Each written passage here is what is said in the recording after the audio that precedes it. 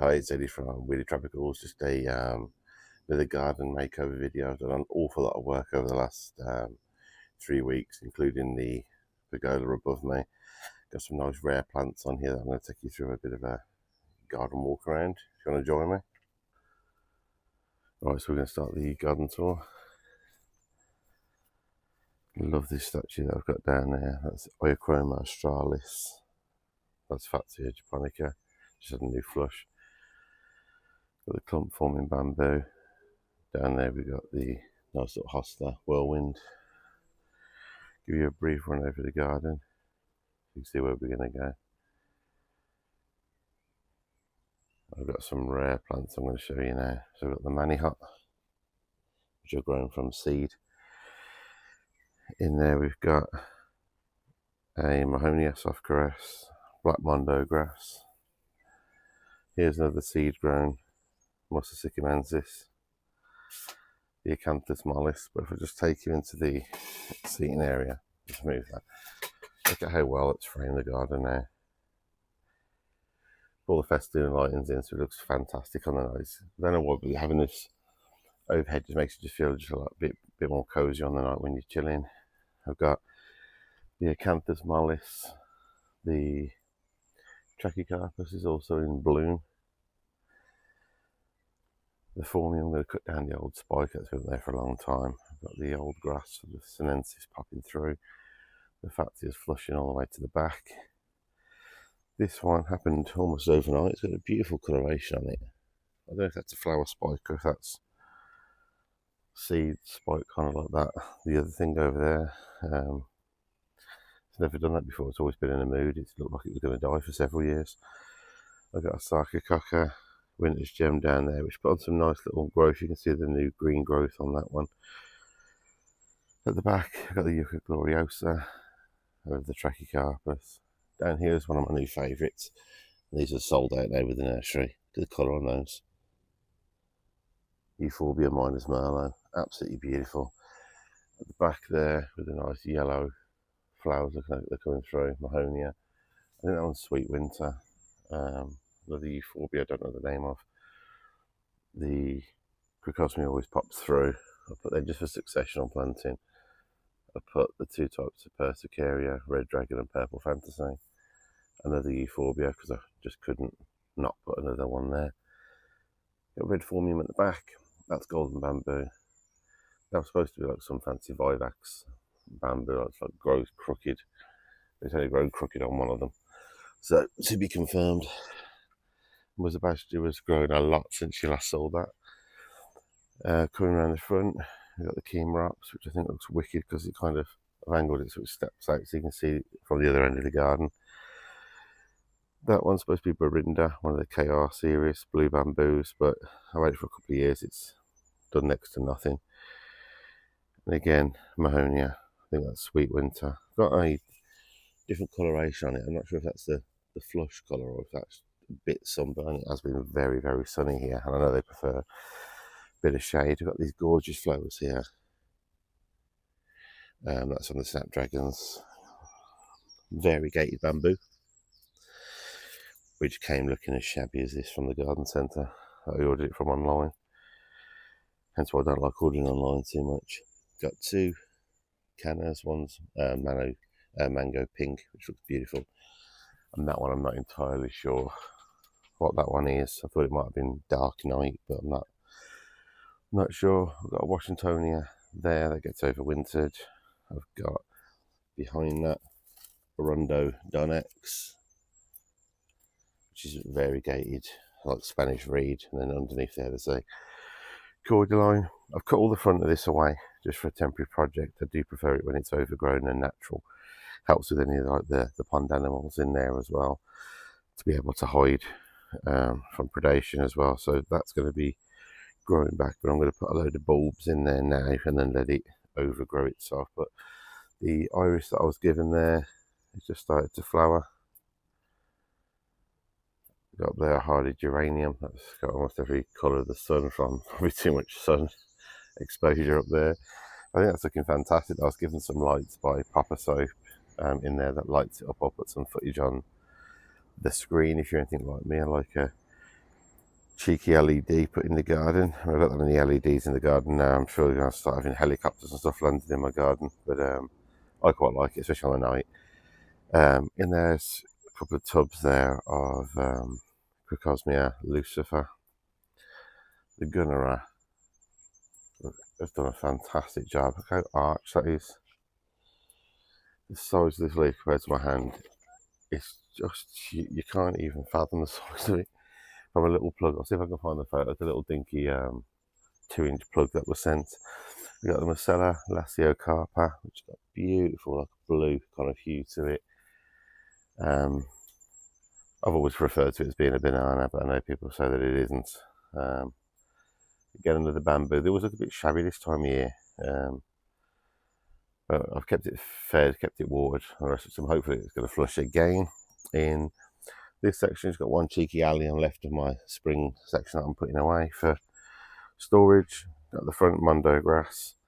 Then I'll put the name up on screen and to show you what that is. It's a grass, but it grows, as you can see, if we get right down, it grows like bamboo, like the knuckles and stuff.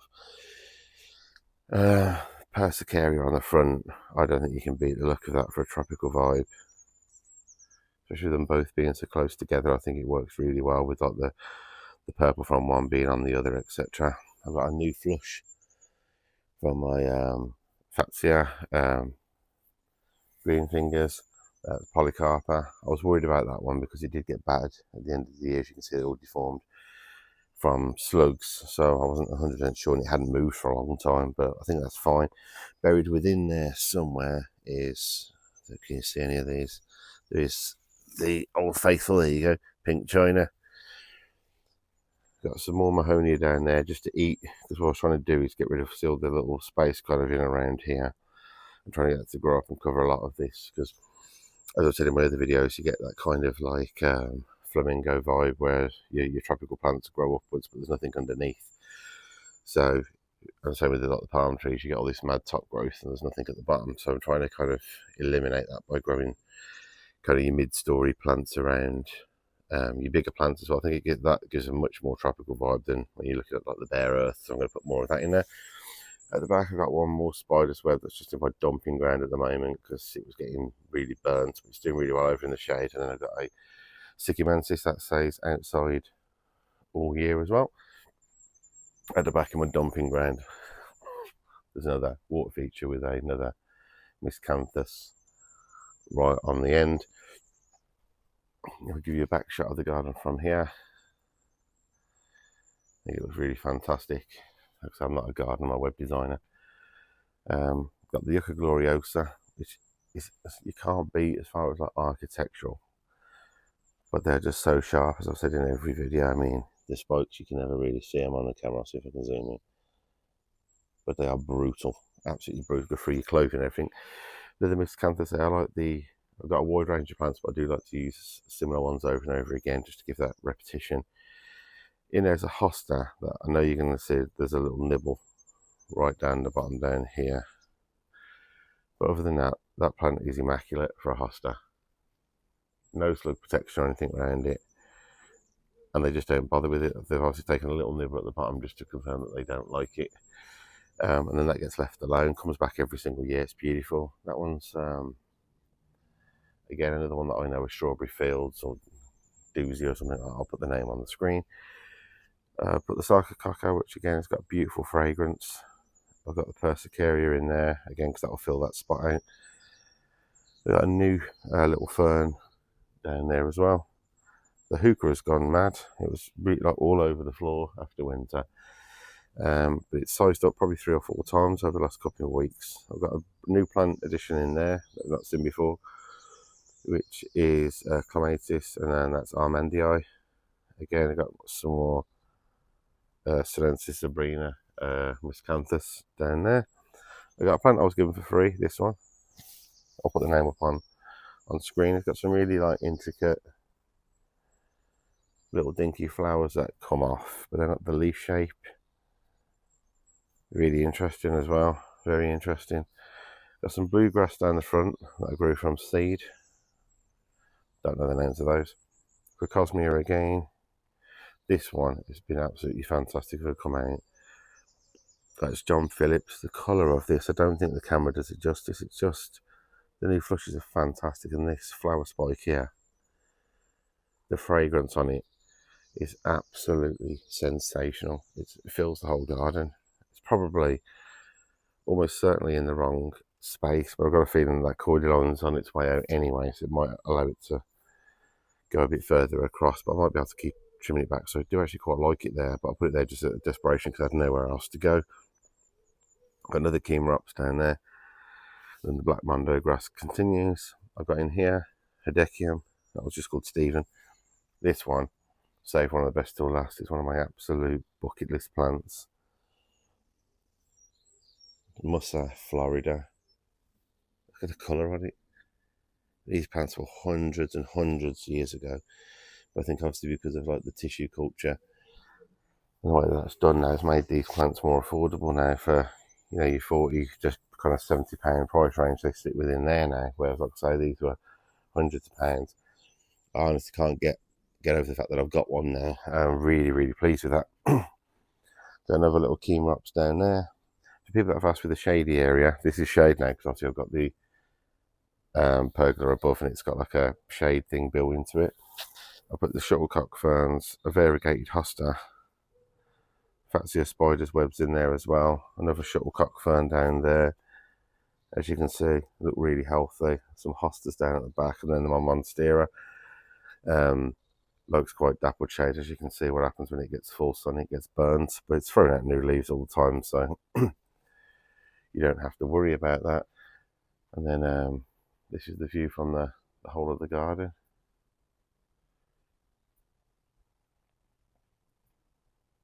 Looks like for somebody with, you know, 2, 3, 4 years, wherever it is now, of gardening experience, I'm absolutely dead chuffed with what I've done. There's an awful lot of new plants in here that are going to fill out and make those borders look even bigger and badder than they are now. We've got a couple of areas to tidy up at the back there, but when you're doing projects like that whole section at the back, you'll see in a recent video a couple of months ago, you end up with like these dumping grounds at the end. You just got to do a bit of a tip run just to tidy the whole garden up. And then the banana, because I overwintered it, there was a badge due. It's looking outrageous. It's how big that is now. Probably I'd say at least 10 foot tall, 9, 10 foot tall as a easy guess, because I'm about 5'10" and I'm nowhere near the size of that thing. It's absolutely rocketing up there. But